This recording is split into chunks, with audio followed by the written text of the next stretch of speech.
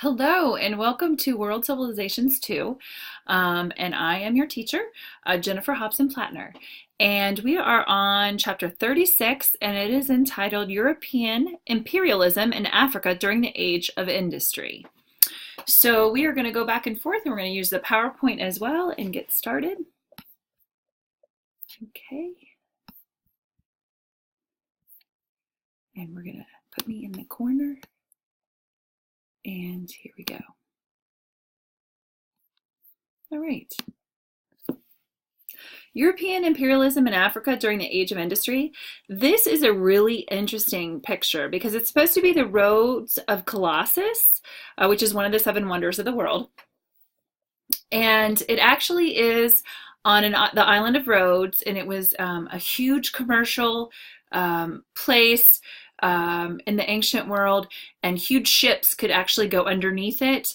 And the Roads of Colossus look more like the Statue of Liberty. Our Statue of Liberty is kind of fashioned after the Roads of Colossus figure. It was a colossal statue. All right.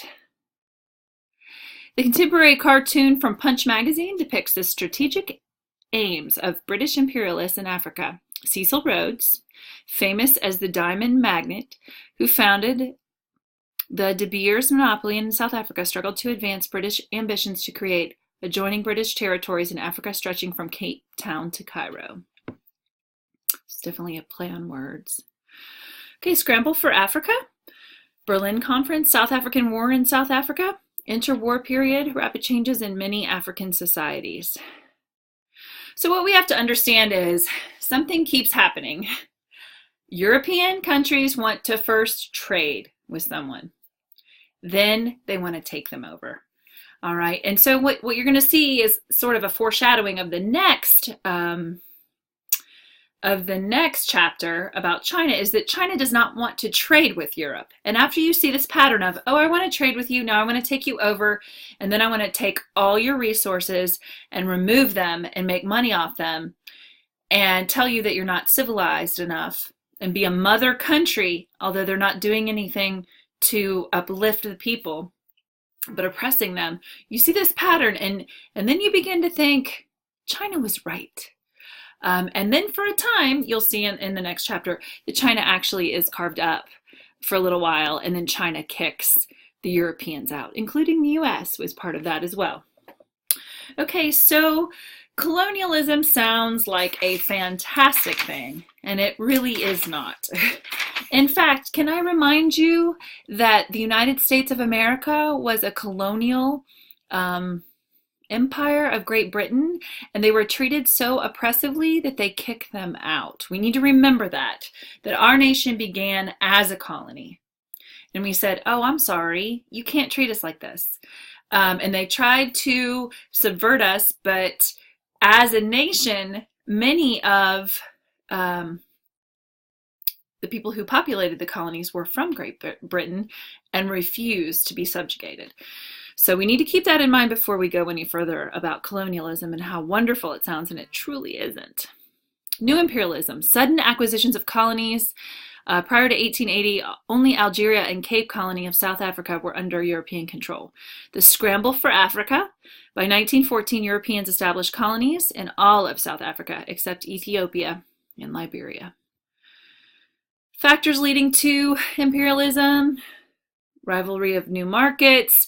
Basically, the basis was greedy capitalism. Capitalism with no boundaries, with no rational boundaries, with no rationalization of treating humans as human beings. So it's very important to have rules on capitalism, because when it's out of control, you see in history just the oppression, the terror, the dehumanization of human beings. It's really very sad. Long Depression in Europe, 1873, there was a depression also in the United States. All right, financiers sought investment opportunities in new markets with cheap labor and little to no competition. Strategic issues, British government under pressure from industrialists and financiers to control Suez Canal to protect markets in India and East Asia. And it led to the occupation of Egypt. Portugal allied with Britain to protect colonies Angola and Mozambique from French and German expansion. Factors leading to new imperialism some more. Nationalism and a clash of rival imperialisms. You're going to see that nationalism isn't always a very fantastic thing, especially when it has a lot of Eurocentrism in that. And Eurocentrism is, is one of your history words, and it's really important to understand. Eurocentrism is when you think your European culture is better than everyone else's, or we've talked about ethnocentrism, where someone's ethnicity, religion, race they believe is superior. And you have to be so careful because the people who were successful in world history had great respect for other cultures and realized you could learn from them. And I've probably told you before that my favorite historical character is Cyrus the Great. Cyrus the Great was a Persian emperor, and he went around to all his kingdoms. First day he was in power, he set all the slaves free immediately. Absolutely unheard of. And he's also mentioned in the Bible. He was definitely a hero to the Jews because he allowed the Jews to worship as they wanted and did not mess with their cultures or try to erase their cultures. And what's so interesting about Cyrus the Great is he would travel from kingdom to kingdom to kingdom, and he would say, show me the culture that you have that is the best of your culture and teach me.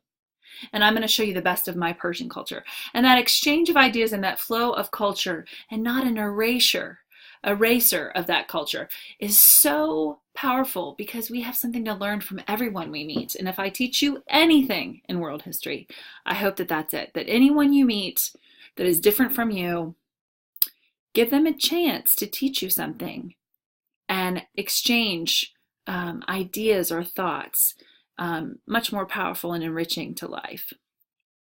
Okay, so nationalism, the clash of rival imperialisms, it was like a race between the European countries. Germany acquired Togo, Cameroon, Namibia, and Tanzania. Now, the thing about German colonialism is they really didn't even make any money. It was more about stature. France lost Alsace-Lorraine in the Franco-Prussian War. Franco-Prussian War, Prussia was Germany before it became Germany. But France added West Africa and Equatorial Africa, which is mostly desert, to kind of soothe their ego.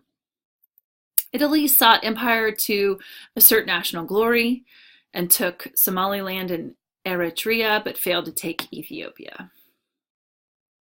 Right, factors leading more. The white man's burden. This is a tragedy in history. Thinking that, it comes from Rudyard Kipling. Often well-intentioned people want to spread the Bible in Western civilization. They agreed that with Rudyard Kipling's poem, it was a moral duty to civilize Asians and Africans. But what you have to understand is, are you truly civilizing them when you're taking all their resources and leaving them completely poor? Or a lot of times, Great Britain would come in and they would find native peoples to rule over the colony, and they would actually be huge bullying systems of hierarchies and oppressors. So is that really civilizing someone? I think it was a self-righteous kind of a civilization or civilizing process. And then they would say, oh, you're not ready yet, to be able to rule yourself and that sort of thing. And, what did the United States do? They said baloney. And they had a war and kicked them out. The problem was in Africa, they didn't have the guns. They were truly outgunned. And if you read accounts like we read in grad school, and what I have read on my own, there was just a slaughter of African people. And it was, it's not a proud moment in European history at all. Missionary David Livingstone advocated legitimate trade instead of slave trade. So he was trying to change the focus. Background of the new imperialism, 1790 to 1880. The scramble for Africa, rapid shift from informal empire to colonial occupation, race for colonies threatened European peace, And then we have the German Chancellor Bismarck called the Berlin Conference. Purpose was to find a formula to regulate the claims because they were fighting each other and they were killing Africans. They were killing each other over these plots of land that were not theirs. Resulted in use of armed forces against indigenous people. Indigenous means native people. Local African rulers forced to cede sovereignty to protecting European power. Colonizers agreed to keep order and interdict in the slave trade. Results of Scramble for Africa.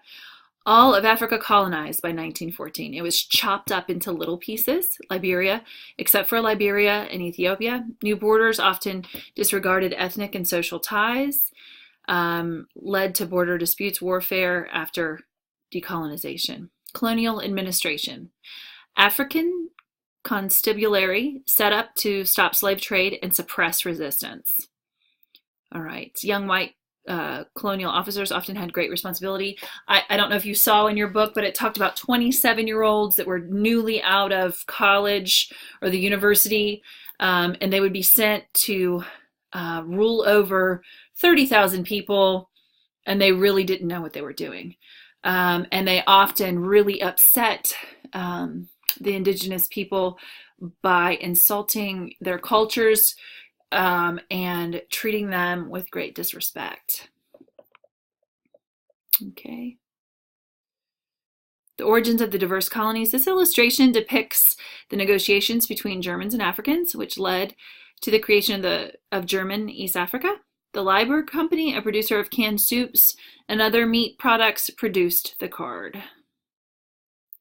Reactions to European domination. You have two kinds of resistance, which were talked about in your book. Small-scale violent reaction by an ethnic group or tribe, attacks on activities, tax collecting, forcible recruitment of labor, and arrest. So basically, they were forced labor. They came in, not only took all their resources, but forced everyone to work for their European country, leaving them impoverished. Colonial retaliation, homes and crops were set afire. So the European countries that owned them set their crops on fire and livestock and confiscated the livestock and killed people. Large scale, the secondary resistance, and one of those would be the Mai Mai uprising. Large-scale action by many ethnic groups over a wide region took the form of spirit possession cults led by prophets, promised immunity from white men's weapons. In Muslim areas, Islam was a basis for resistance to Christian regimes because they saw how the Christians were treating them and how the Muslims treated them. And something you need to understand is in the Islamic empire, you were allowed to be Christian and Jewish if you paid a small tax. They left you alone. Muslims and Christians and Jews lived together in peace all the time. So to have the Christians to come in and take over and rob them of their land was a completely different kind of empire takeover than they had been used to or that they would put up with.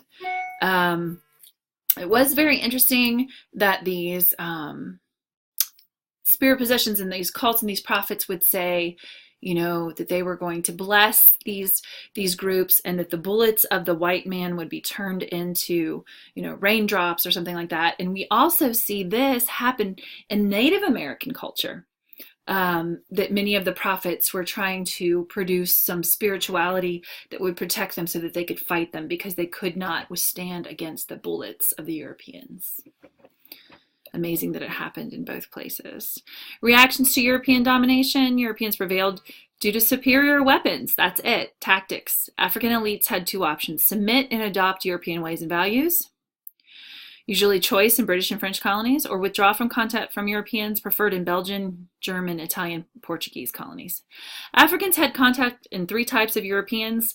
Prior to this, it would be the merchants, administrators, and missionaries. And then that was before the takeover. By early 20th century, Europeans imposed change. Old borders based on topography, clan, or ethnicity were gone. Traditional power relations destroyed. Relations between masters and underlings varied. Color lines stronger where white settlers were numerous. Conditions in Africa in the 20th century. Islam had a more prestige and adherents than Christianity for good reason.